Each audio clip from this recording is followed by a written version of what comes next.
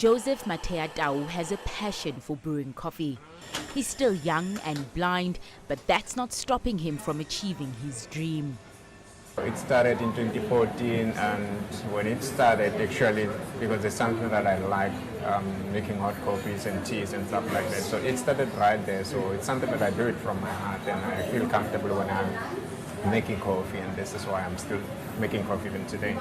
He's South Africa's first qualified barista who just happens to be blind. His disability has served him well though, using his heightened senses to make the perfect cup of joe. It was a bit challenging when I started, because especially when it's extremely hot water. Apart from that, when you froth the milk, you can't see the milk, what is going on, especially when you make lattes and cappuccinos. But I had to listen to what you call paper tearing sound and concentrate, and I can tell if the milk is right or it's not fresh. I also, by listening, my sounds I can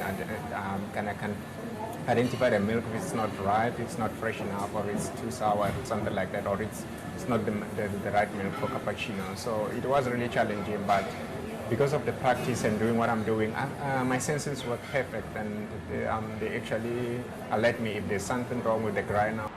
His success is thanks to Blind Barista, a coffee shop affiliated to a local NGO that employs blind and partially sighted staff.